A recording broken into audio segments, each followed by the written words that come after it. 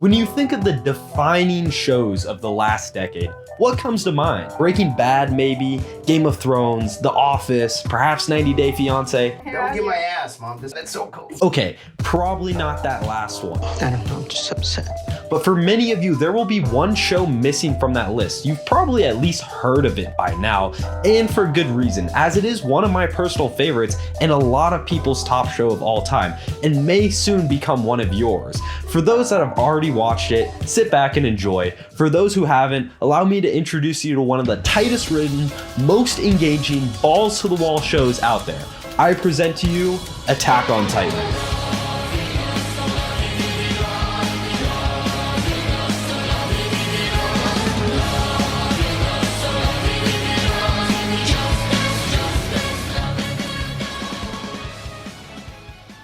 Attack on Titan is an anime.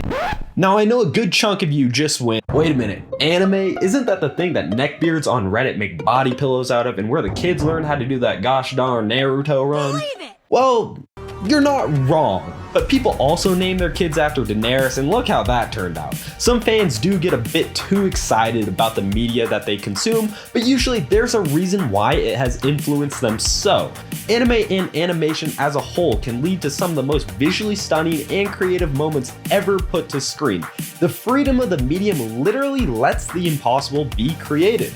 The genre is definitely not perfect, and just like live actions, there are some major stinkers, and some shows that will make you wish you had an aneurysm instead. But also, a bunch of truly great series that will quickly become some of your favorite shows of all time, and Attack on Titan is some of the best the genre has to offer. This video won't contain any serious spoilers, just a couple of details about the world and a basic outline of the first episode. Now the first thing you need to get through your head is nothing is ever as you expect in this show. One of its greatest strengths, in my opinion, is the ability to keep you constantly engaged in the current plot. There's always some sort of mystery sitting in the back of your mind, and just as you solve or think you solved it, the show smacks you in the face with a paradigm shift and you're hooked right back in. The perfectly timed expansion of the world in both your perspective and that of the characters helps maintain this constant sense of mystery and excitement of what comes next, and you are constantly guessing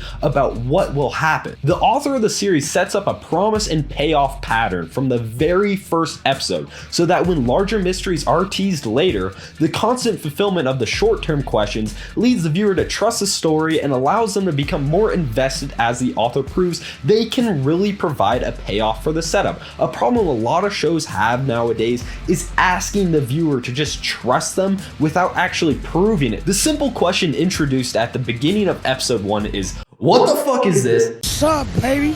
Bing bong. And why is humanity so fucked? Now, it may seem the answer to question 2 is the subject of question 1, but there's a whole lot more going on here. In just the first minute of the entire show, you are given multiple subjects to chew on as you follow the events leading up to that moment. Not until the episode is almost over do you get some of the answers, and in that time you were thinking about what's going to happen, along with setting up characters, motivations, settings, and larger mysteries. A problem many other shows have is attempting to exposit necessary information without it just being an unnatural info dump. But what Attack on Titan does so well is it makes you want this information because it helps fill in that piece of the puzzle. It gets you one step closer to answering the mystery. One of the other biggest strengths of the series is its realism. Now I know what you're thinking, how the hell can a show with giant man-eating baby monsters be realistic? Let me explain. In the established world, events play out how things would be if these fantasy elements existed in our universe. For example, in the first episode, a soldier of the walls is introduced and shown to be drunk and immature. Later in the episode, he is given the perfect hero moment to do his job, to be the warrior he swore to be. At first, he runs in with all the bravado of one who is here to save the day, but in the face of imminent danger and probable death, he takes the coward's way out, leaving the citizens he swore to protect to die. Even though he saves 2 children, it is ultimately literally a moment lacking any heroism. In another story, this may be the moment for the character to overcome his ineptitude and remember his purpose, slaying the Titans and saving the day, but in the realistic fashion I mentioned before, there is no sudden change of character. People are who they've been established to be and act accordingly. This doesn't mean characters do not grow or change. In fact, the one character with a true hero complex goes through the biggest transformation. Eren Yeager may be the closest thing to a typical protagonist that this series has, but he is also so far from that. While Armin is motivated by his desire to see what's beyond the walls, and Mikasa strives to protect her family after past traumas, Eren is driven by revenge and the desire to exterminate those who have wronged him. While in the context of terrifying monsters, this is something to cheer for, but in terms of a wider world philosophy, he is not exactly a valiant hero. The story also stays consistent in using the same logic for main characters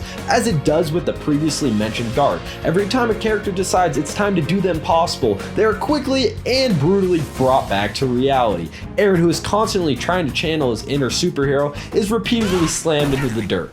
Again, and again, and again. There are no easy breaks for any characters in this world, no matter how important they are. As I mentioned before, the medium of animation can lead to some awesome visuals, and Attack on Titan has more than its fair share of sick moments. Now, not every scene will blow your socks off, as budget and time constraints of the anime industry are balanced on a razor thin edge, but when the animators decide it's go time, you'll be glued to your seat as the plot and story elements coalesce perfectly with the animation. The use of ODM gear and the ability to play with perspective really helps add another dimension to the action and accentuate things that wouldn't be nearly as cool in live action. The only thing that could possibly rival the storytelling and mystery would be the handling of climactic moments and the visuals that come with it. When it comes to music and soundtrack in general, let's just say there's some absolute bangers. Anime is mostly known for its openings and closing songs, but the music throughout the episode is what really stands out in this series. You tend to not really notice it on a first watch through, as all of your attention is on the screen, but on a rewatch you start to realize how much the soundtrack complements the animation and story beats. Whether it's an epic moment that is amplified even more, or taking a familiar song and playing it with different instruments to emphasize the massive change happening on screen, the music always accentuates what is happening in both the story and the characters. Even silence is used effectively, making one of my favorite moments in Season 3 that much more heartbreaking. I personally think the opening of Part 1 Season 4 is some of the most hype shit, and it's been on my gym playlist for quite a while now.